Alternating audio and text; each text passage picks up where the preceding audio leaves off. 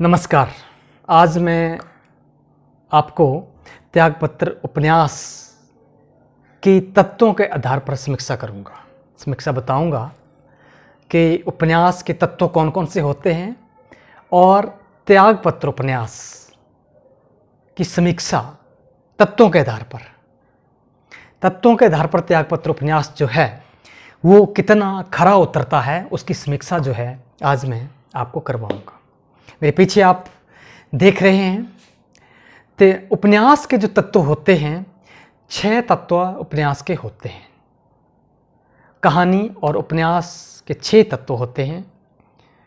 नाटक के 7 होते हैं, जिसमें रंगमंचनीयता जो है, रंगमंचनीयता एक अन्य तत्व जो है वो नाटक में होता है। उपन्यास में रंगमंचनीयता नहीं होती है क्योंकि उपन्यास रंगमंच पर नहीं दिखाया जाता है, इसलिए रंगमंचनीयता का तत्व जो है वो गायब रहता है उपन्यास से। कथानक तथा कथा वस्तु, इसको कथानक या कथा वस्तु कहते हैं। जो पूरी की पूरी कहानी होती है, उपन्यास की जो स्टोरी होती है उसको हम कथानक कहते हैं। पूरी की पूरी जिस स्टोरी के इर्द गिर्द, जिस कहानी के इर्द गिर्द उपन्यास घूमता है उसको हम कथा वस्तु कहते हैं, या फिर कथानक या कथा वस्तु जो है उसको कहा जाता है। उसके बाद दूसरा तत्व है पात्रों का चरित्र चित्रण। जितने भी पात्र होते हैं, जो करेक्टर होते हैं उनको पात्रों का, कितने पात्र हैं, कौन पात्र कैसा है, किस पात्र के साथ क्या बातचीत मुख्य पात्र की हो रही है, कौन गौण पात्र हैं, कौन मुख्य पात्र हैं, उसको हम पात्रों का चरित्र चित्रण कहते हैं। तीसरा तत्व है देश काल और वातावरण। तीसरा तत्व है देश काल और वातावरण। देश काल और वातावरण का अभिप्राय ये है कि किस समय में वो उपन्यास लिखा गया, उस समय का देश काल कैसा था, वातावरण कैसा था, कैसी परिस्थितियां थी, उसको हम देश काल और वातावरण जो है वो कहते हैं। चौथा तत्व है संवाद या कथोपकथन भी इसको कहते हैं। संवाद मीन्स डायलॉग।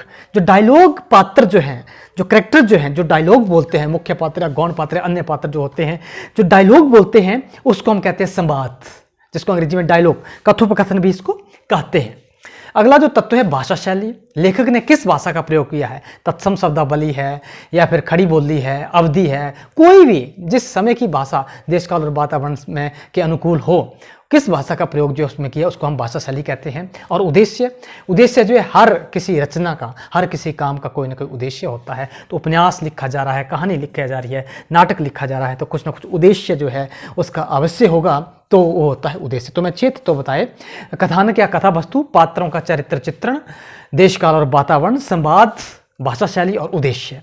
ये उपन्यास के तत्व होते हैं। अब हम इन तत्वों के आधार पर त्यागपत्र जो उपन्यास है, जैनेन्द्र कुमार द्वारा लिखित त्यागपत्र उपन्यास जो है उसकी समीक्षा करेंगे। बहुत जरूरी प्रश्न है ये तात्विक समीक्षा वाला, और बहुत बार ये पूछा जाता है कि तात्विक समीक्षा करिए किसी भी चीज़ की, तो ये आपने तत्व जो है याद कर लेने हैं। ये कहानी में भी आपके काम आएंगे, आपके उपन्यास में भी काम आएंगे, आपके नाटकों में भी काम आते हैं। जैसे कि मैंने पहले ही कहा, रंगमंचनीयता एक तत्व जो है इसमें एक्स्ट्रा हो जाता है। अब उपन्यास, त्यागपत्र जो उपन्यास है, त्यागपत्र उपन्यास आपने पढ़ा, आपने समझा, मैंने इसकी मूल संवेदना क्या है, मूल कथानक क्या है, मूल बात क्या है, क्या कहना चाह रहा है जैनेन्द्र कुमार, वो मैंने आपको बताया। अब कथानक के अंतर्गत जो है वो पूरी की पूरी कहानी जो है वो आ जाएगी। कहानी आपको मालूम है कि मुख्य पात्र जो है इसमें मृणाल है और प्रमोद एम दयाल, जो कि जज एम दयाल है। तो प्रमोद आत्मकथात्मक शैली में, ये जो कथानक है कथात्मक शैली में लिखा गया है। प्रमोद अपनी आत्मकथा कहता है और मृणाल जो उसकी बुआ है उनकी पूरी की पूरी कहानी जो है उसका वर्णन है। मृणाल की त्रासदी का वर्णन है, मृणाल के प्रेम प्रसंगों का वर्णन है। प्रेम प्रसंग जो थे, फिर उसके एक विदुर के साथ उसकी शादी हो जाना, उसके पति द्वारा उसको त्याग देना, फिर एक कोयले वाले दुकानदार के पास चले जाना, गर्भिणी अवस्था में, उसके पेट में गर्भ था, उस अवस्था में दुकानदार को उसको छोड़ जाना, मिशन अस्पताल में एक बच्ची को जन्म देना, उसके बाद बच्ची की मृत्यु हो जाना, अनेक घटनाएं, फिर एक गंदी बस्ती में जाकर बस जाना, बार बार प्रमोद का अपनी बुआ से मिलना,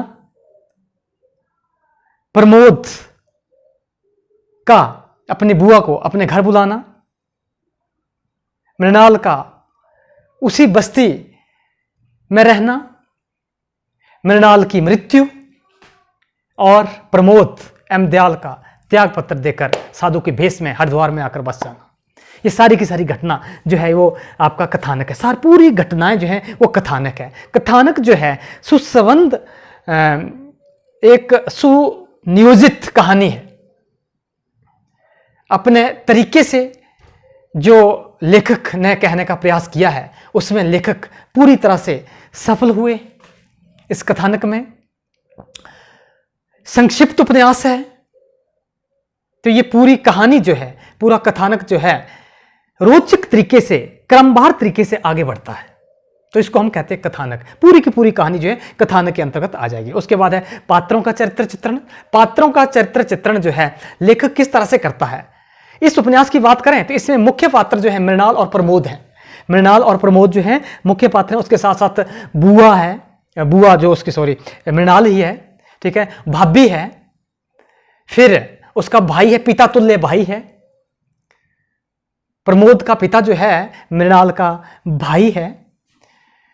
ये सारे मुख्य पात्र हैं। गौण पात्र के रूप में आपका उसका पति कोयले वाला दुकानदार राजनंदिनी, राजनंदिनी की मां, उसके पिता राजनंदिनी वही जिसके साथ शादी करने वाला था प्रमोद, परंतु जब उनको पता चलता है कि मृणाल इसकी बुआ है तो शादी से मना कर देते हैं राजनंदिनी, तो वो भी उसमें पात्र हैं।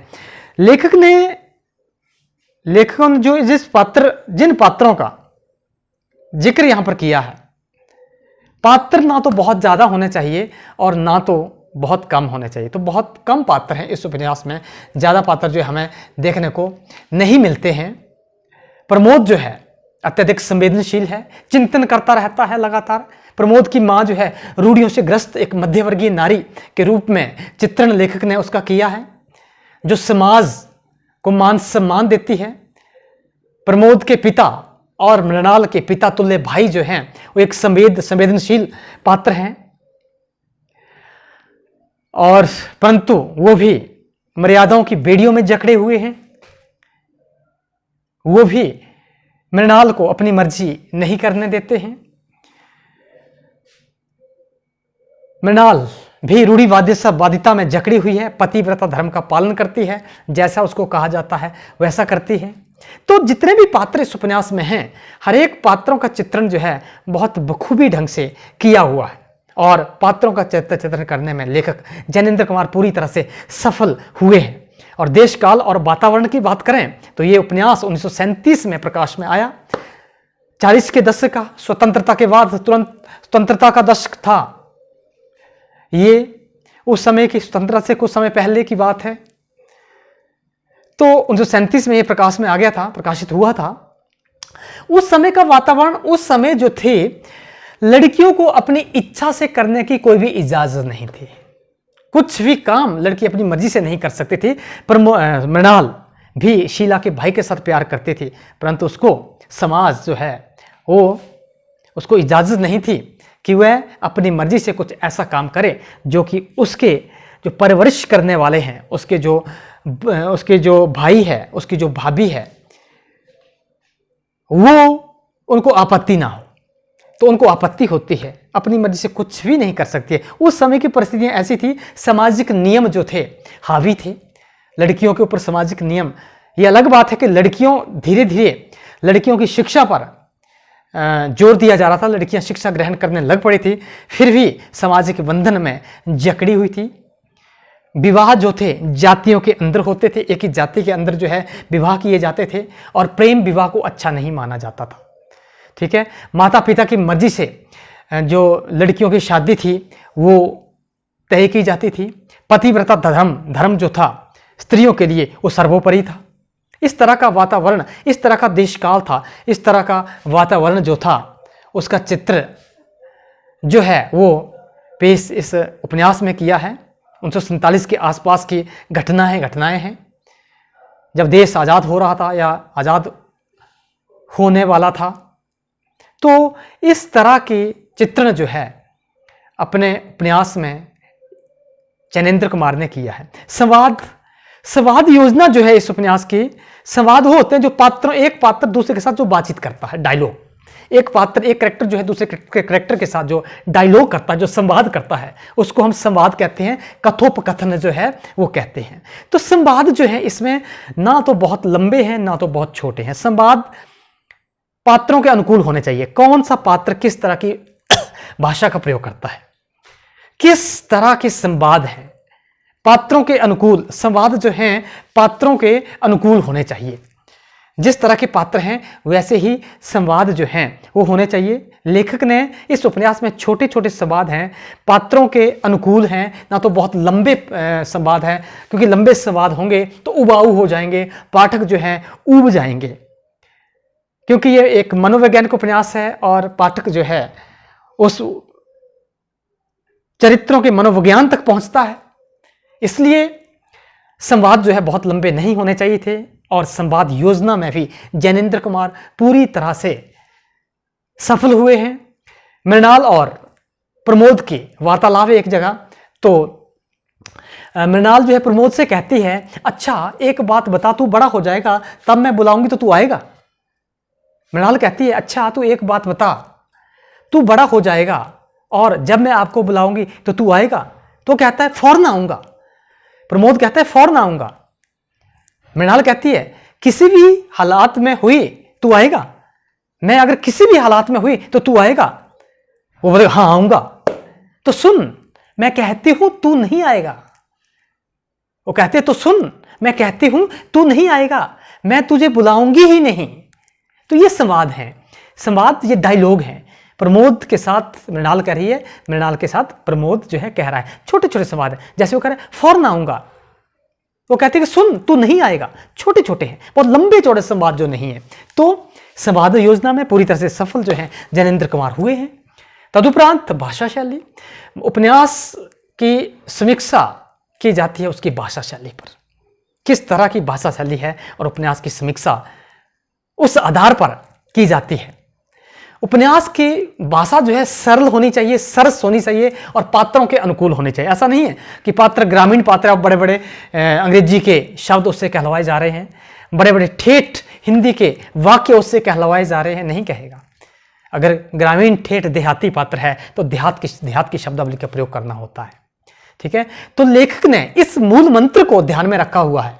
जैनेंद्र कुमार ने जो ये मूल मंत्र है, इस मूल मंत्र को ध्यान में रखा हुआ है और इस उपन्यास की जो भाषा है उसके जो संवाद हैं सरल है, सरस है और पात्रों के अनुकूल भाषा का प्रयोग जो है इसमें किया हुआ है। सहज खड़ी बोली का प्रयोग जो है वो किया हुआ है तथा तद्भव शब्दावली का प्रयोग जो है इस उपन्यास में देखने को मिलता है। भाषा जो है प्रसाद गुण प्रधान है। अभिधा, लक्षणा और व्यंजना सभी प्रकार की शब्द शक्तियों का प्रयोग इनकी भाषा में इस उपन्यास में हुआ है। ठीक है, ये तो 6 तत्व हो गए, 5 तत्व। उसके अंतिम जो तत्व है उद्देश्य।